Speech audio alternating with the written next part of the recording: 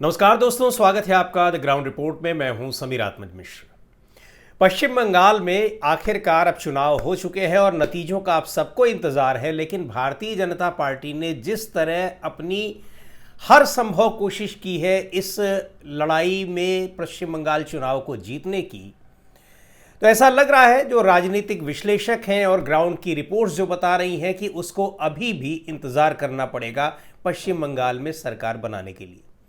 उसके पीछे कारण बहुत सारे हैं। कोशिश यहां तक हुई है, जिन जिन तौर तरीकों के आधार पर भारतीय जनता पार्टी पिछले 2 साल में कई राज्यों के चुनाव जीत चुकी है, असंभव समझे जाने वाले चुनाव जीत चुकी है, चाहे वो महाराष्ट्र को हम ले लें, हरियाणा को ले लें या फिर बिहार को ले लें, इन सारे चुनावों से भी ज्यादा ताकत झोंकी है और जो कुछ किया जा सकता था चुनाव आयोग की मदद से, वो सब कुछ किया है भारतीय जनता पार्टी ने। और चूंकि ये बात ऐसा हम नहीं कह रहे हैं, बार बार ये आरोप लग रहे हैं विपक्ष की तरफ से और कि चुनाव आयोग भारतीय जनता पार्टी के लिए काम कर रहा है, और चुनाव आयोग काम करता हुआ दिखाई भी पड़ रहा है, इसमें किसी को संदेह होना भी नहीं चाहिए।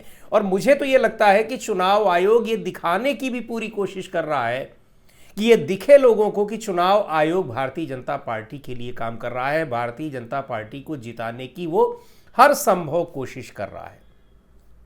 चाहे ऑब्जर्वर्स के तौर तरीके हों, चाहे वहां पर दूसरे राज्यों से ले जाए गए कर्मचारी हों, जो भी हो, और चाहे सबसे बड़ी बात यह है कि एसआईआर के जरिए 60 लाख से ज्यादा नाम हटा दिए जाने की बात हो, इन सब में ये स्पष्ट रूप से दिख रहा है कि ये सारा कुछ किस लिए किया गया है। उसको लेकर काफी हंगामा भी हुआ।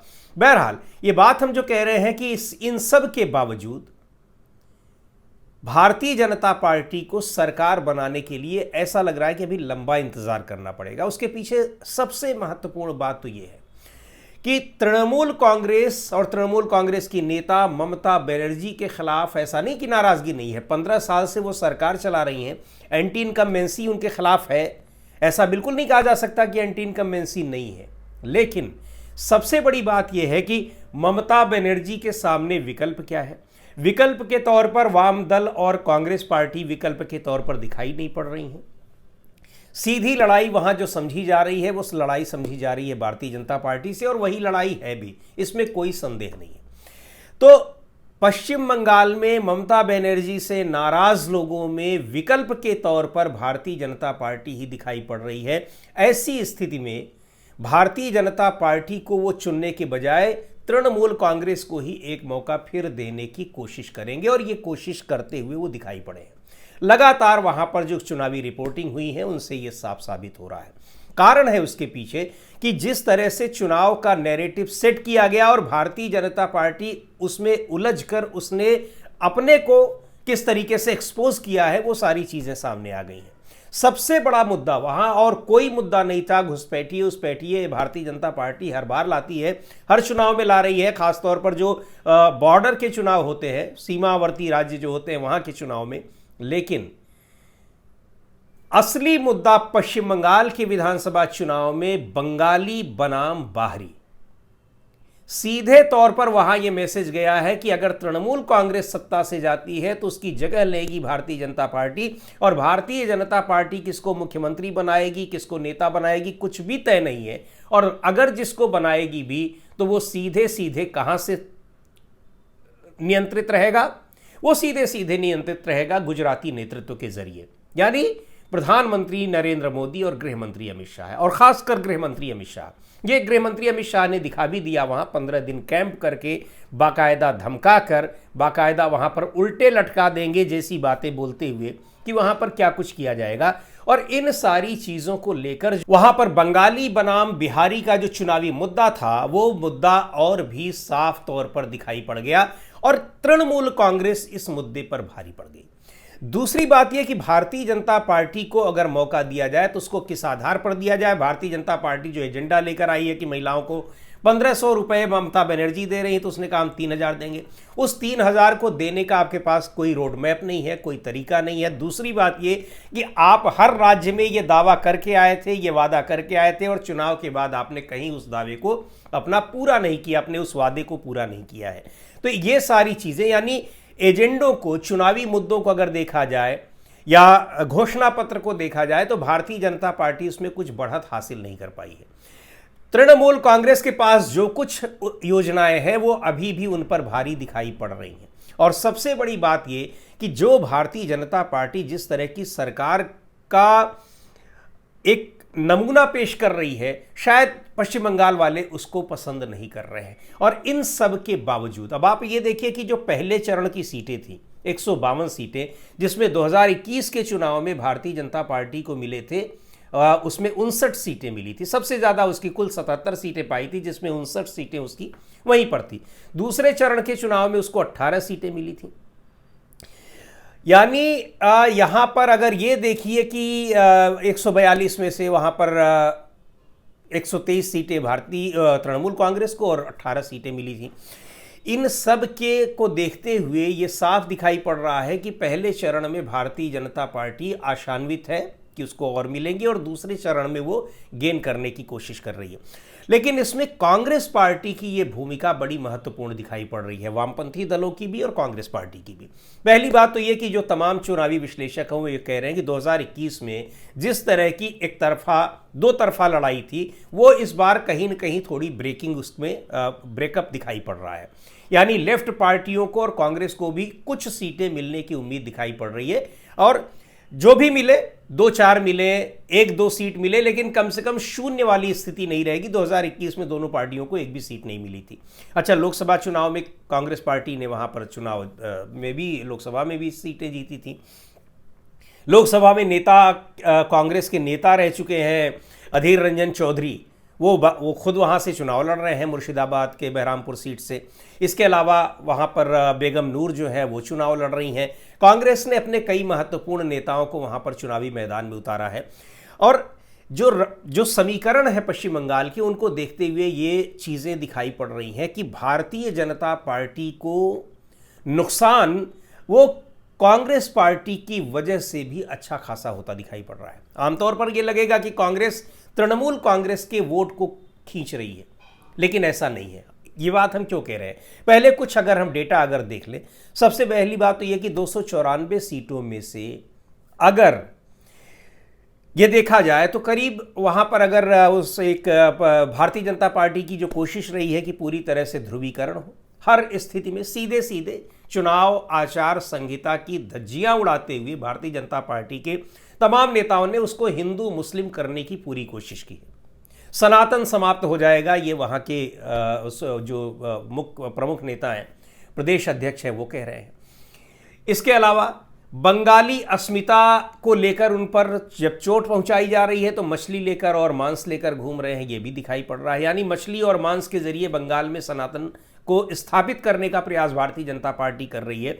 और ये जो दो मुहापन उसका दिखाई पड़ा पश्चिम बंगाल में, ये भी उसको बहुत ज़्यादा नुकसान पहुंचाता दिखाई पड़ रहा है। बावजूद इसके जो सबसे महत्वपूर्ण बात है कि 294 सीटों में अगर देखा जाए तो करीब 27% जो है वहाँ की आबादी 2011 की जनगणना में मुस्लिम आबादी है। यानी उसके बाद अगर देखिए तो करीब 73% जो है वहाँ पर 72-73% हिंदू आबादी है। अब हिंदू आबादी, भारतीय जनता पार्टी मुस्लिम आबादी से वोट लेने की तो कोशिश नहीं करती है, नहीं उसको मिलने वाला है, ये उसको भी पता है, बल्कि वो चाहती है कि ये पूरी तरीके से अलग रहे और दूसरा वाला हमको पूरी तरीके से मिल जाए। पिछले बार के अगर हम चुनाव को देखते हैं तो 46% से थोड़ा ज़्यादा वोट जो था वो तृणमूल कांग्रेस को मिला था और 36% के करीब, यानी 10% का डिफरेंस था। लेकिन सीटों की संख्या में ज़बरदस्त अंतर था। 123 सीटें भारतीय तृणमूल कांग्रेस के पास थी और मात्र 77 सीटें जो है वो भारतीय जनता पार्टी के पास थी। चुनाव आयोग ने पूरी कोशिश की कि इस गैप को ख़त्म किया जाए और वहीं पर सबसे ज़्यादा वोट भी काटे गए हैं जो माना जाता है कि तृणमूल कांग्रेस को वोट देने वाले लोग हैं, और 10% करीब 60 लाख वहाँ पर वोट काट दिए गए हैं। ये वही अंतर है, करीब 6-6.5 करोड़ वहाँ पर वोटर हैं। ये वही अंतर है जो अंतर भारतीय जनता पार्टी और तृणमूल कांग्रेस के बीच का था। यानी चुनाव आयोग ने तो पूरी कोशिश की, लेकिन इन सब के बावजूद यहाँ पर उससे फर्क नहीं पड़ता है। यहाँ पर सीट बाय सीट अगर आप देखें तो वहाँ पर वोटिंग हो रही है। इनमें अगर ये देखा जाए कि इस 27% अगर वहाँ पर मुस्लिम आबादी है और 73% जो है वो हिंदू आबादी है, तो 73% में इसका मतलब ये है कि 60% 70% से ज़्यादा हिंदू लोग अगर सारे भारतीय जनता पार्टी को वोट करें तब कहीं जाकर 45-46% वोट पाने की स्थिति में भारतीय जनता पार्टी दिखाई पड़ेगी, जो असंभव स्थिति है। सारे वहाँ पर हिंदू भारतीय जनता पार्टी को तो वोट करने नहीं जा रहे हैं। हिंदुओं में भी 60%, 50%, और ये हम पहले फेज़ की बात कर रहे हैं, दूसरे में तो ये और भी कम हो जाएगा। वहाँ भी अगर कर रहे हैं तो मुश्किल से 40-50% लोग कर रहे हैं, और 40-50% जो बचे हुए हैं वो तृणमूल कांग्रेस को कर रहे हैं।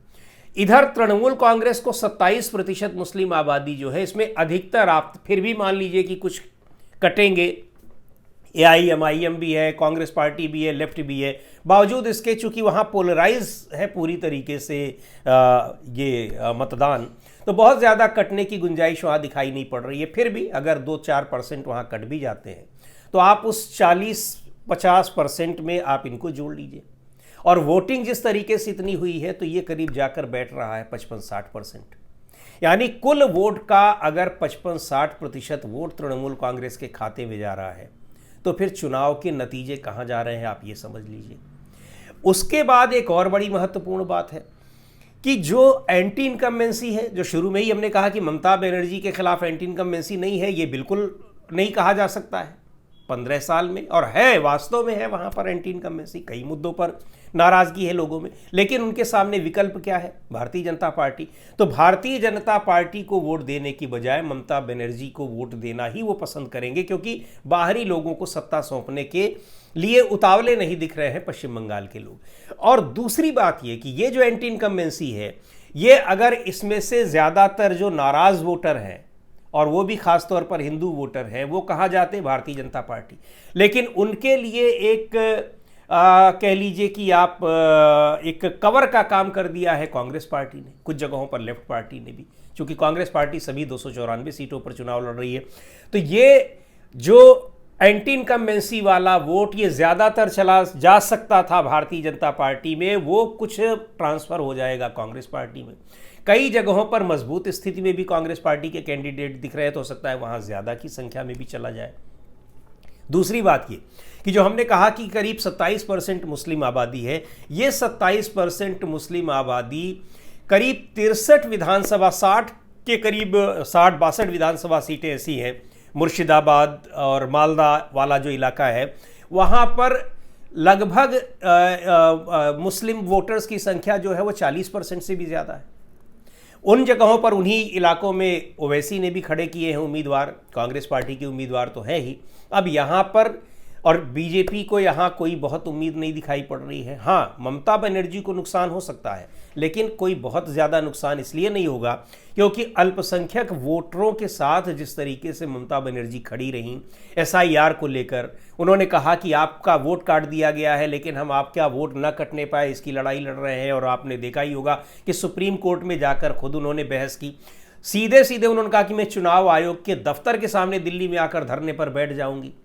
ये सारी चीज़ें, ये जो लड़ाई है, इन सब चीज़ों ने अल्पसंख्यक मतदाताओं को TMC के प्रति ही इंटैक्ट रहने को विवश कर दिया है। तो तमाम वजहों से अगर वो जा भी सकते थे तो ऐसा लग रहा है कि इस चुनाव ने उनको अभी फिलहाल तृणमूल कांग्रेस के साथ ही बने रहने के लिए एक प्रेरित किया है। ये सारे समीकरण ये दिखा रहे हैं कि किस तरीके से तृणमूल कांग्रेस और भारतीय जनता पार्टी के बीच कहीं कोई ऐसी लड़ाई नहीं दिख रही है कि जिसमें भारतीय जनता पार्टी सरकार बनाने की स्थिति में आ जाए। दूसरी बात यह कि उसको काफ़ी कुछ मदद पहुंचाने का काम किया है कांग्रेस पार्टी ने, क्योंकि जो एंटी इनकम्बेंसी वाले वोट थे उनको अपनी तरफ खींचने की कोशिश की है, बजाय इसके कि वो भारतीय जनता पार्टी की तरफ चले जाते। सीटें कितनी कांग्रेस पार्टी को मिलेंगी, लेकिन पिछली बार करीब 3.5% जो उसके वोट थे, उससे ज़्यादा वोट पाने की भी उसको उम्मीद दिखाई पड़ रही है और शायद सीटें भी मिल जाए। लेकिन कांग्रेस के मजबूती के साथ चुनाव लड़ने की वजह से तृणमूल कांग्रेस को स्पष्ट तौर पर फायदा दिख रहा है, ये साफ है। आज के वीडियो में इतना ही। अगले वीडियो में फिर मिलेंगे एक नए विषय के साथ, एक नए मुद्दे के साथ। द ग्राउंड रिपोर्ट के यूट्यूब चैनल को आपने अब तक सब्सक्राइब न किया हो तो ज़रूर कर लें। हमारे वीडियोस को लाइक करें, शेयर करें और अपने सुझाव भी हमें ज़रूर भेजें। एक बात और कहनी थी आपसे, जब आप लाइक करते हैं तो उसमें एक हाइप का बटन आता है और उसको भी आप दबा दें। हाइप करने से ये होता है कि आप इस वीडियो को ज़्यादा से ज़्यादा लोगों तक पहुंचा सकेंगे।